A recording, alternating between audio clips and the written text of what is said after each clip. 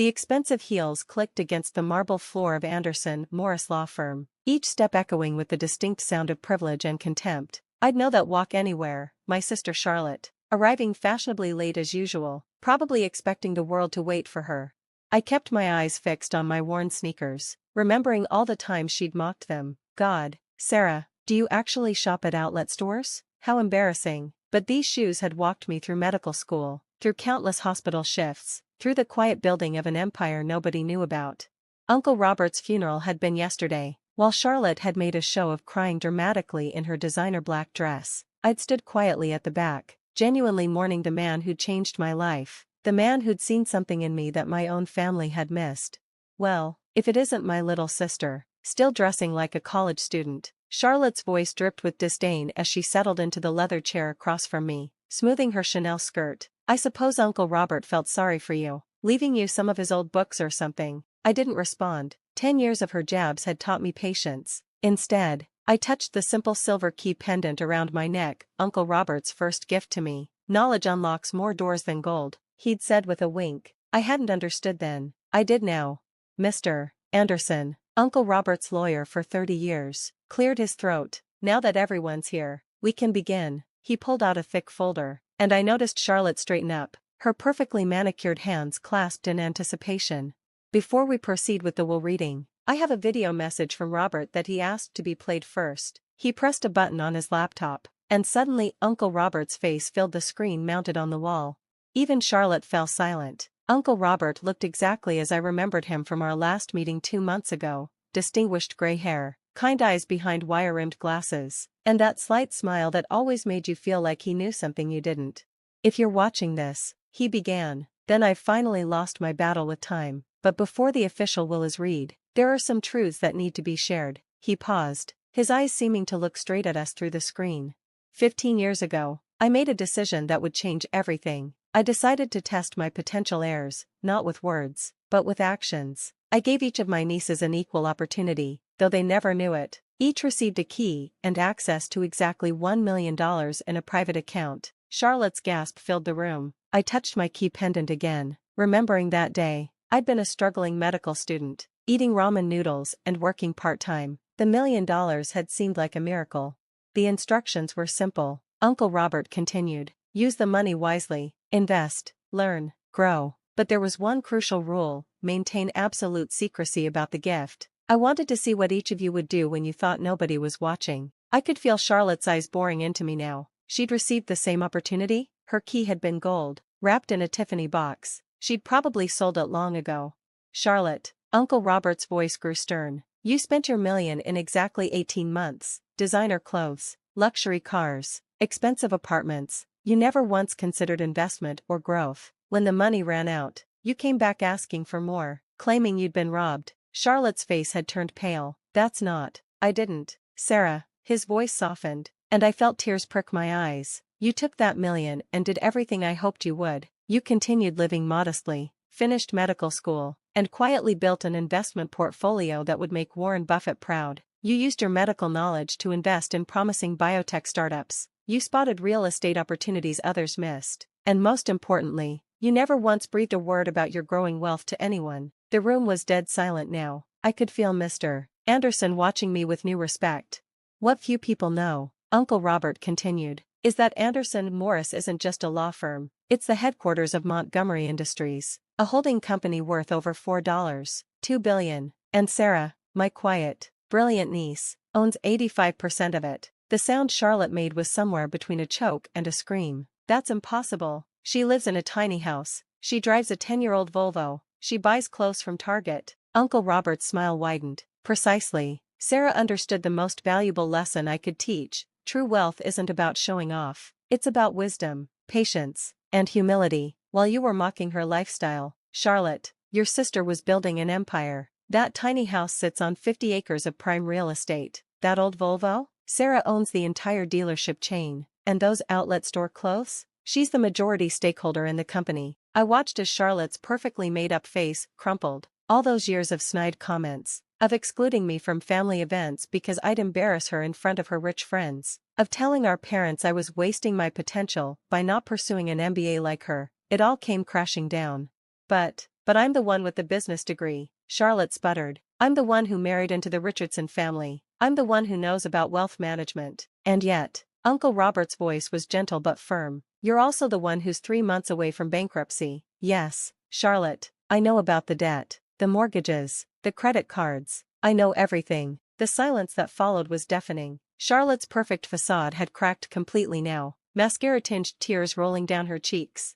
Mr. Anderson will now read the official will, Uncle Robert concluded. But remember this, money doesn't reveal character. It reveals priorities. Sarah, you've made me prouder than you'll ever know. The empire is yours, my dear. You've more than earned it. The screen went dark, but the aftermath of Uncle Robert's revelations continued to ripple through the room. Charlotte had slumped in her chair, all pretense of superiority gone. Mr. Anderson was shuffling his papers, preparing to read the official will, but we all knew the biggest bombshell had already dropped. I touched my simple silver key pendant one last time, feeling its familiar edges. All these years, it had been more than just a key to a bank account. It had been a key to a test of character, a test I hadn't even known I was taking. But this was just the beginning. As Charlotte's mascara-stained face turned toward me, a mix of desperation and calculation in her eyes, I knew the real test was about to start. How would I handle this power? What would I do with this empire? Uncle Robert had taught me well, but now it was time to write my own story. The real drama was just beginning. The next few hours passed in a blur of legal documents and revelations. Mr. Anderson methodically detailed the full extent of my inheritance, multiple real estate holdings, controlling interests in 12 major companies, and a charitable foundation I hadn't even known existed. With each disclosure, Charlotte seemed to shrink further into her designer chair. But I knew my sister. The calculating look in her eyes told me she wasn't done yet. Sure enough, as soon as Mr. Anderson stepped out to get additional paperwork, Charlotte's entire demeanor changed. The tears vanished, replaced by a honey-sweet smile I'd seen her use countless times to get what she wanted.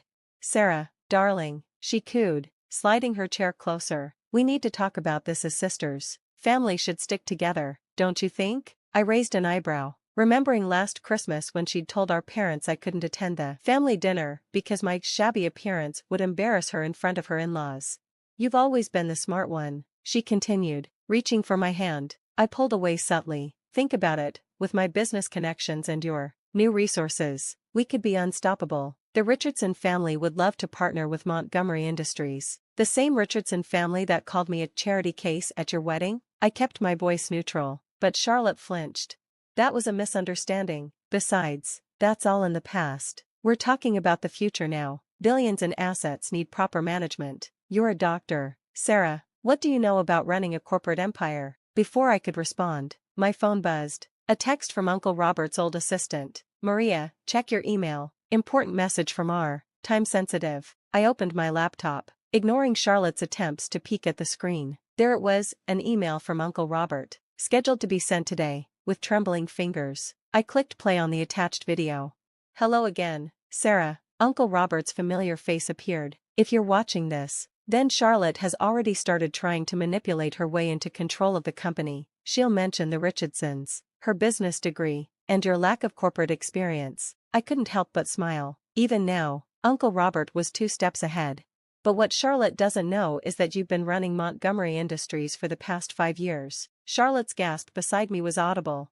Remember all those research papers I asked you to review? The theoretical business cases we discussed over coffee? Every single one was a real situation facing Montgomery Industries. Every decision you made, every solution you suggested, they were implemented in real time. The board knows you, Sarah. They've been working with you all along, though they knew you as Dr. Montgomery, our mysterious consultant. Memories flooded back, late-night discussions about market strategy, detailed analyses of potential acquisitions, careful plans for company expansions. I thought it was just Uncle Robert indulging my interest in business alongside medicine, but he'd been preparing me all along. The board meeting is scheduled for tomorrow morning, he continued. They're expecting Dr. Montgomery to finally appear in person. It's time to step into the light, my dear. The video ended, leaving Charlotte staring at me with a mixture of shock and growing horror. You, all this time, she stammered. The office door opened, and Mr. Anderson returned, followed by a distinguished-looking group of people, the board members I'd spoken with countless times but never met in person.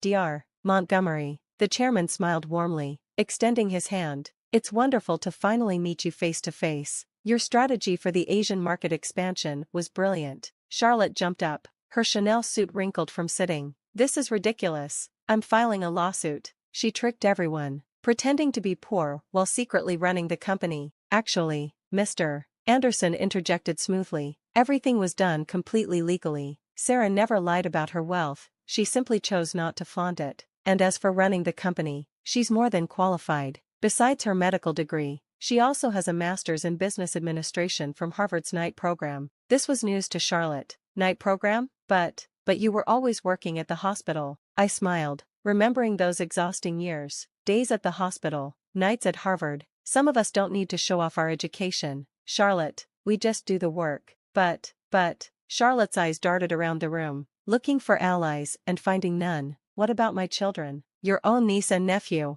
you'd leave them with nothing? You mean the children you wouldn't let me see because I might contaminate them with my middle-class mindset? I kept my voice gentle. Don't worry, Uncle Robert already set up trust funds for them, with the condition that they work summer jobs and maintain good grades. They'll have opportunities, but they'll have to earn them. Charlotte's face turned an interesting shade of purple. This isn't over, she hissed, grabbing her designer bag. Wait until Mother and Father hear about this. They already know, Mr. Anderson said calmly. They received their own video from Robert this morning, explaining everything, including, I believe, some rather interesting details about how you've been embezzling from their retirement fund. Charlotte froze, her hand on the doorknob.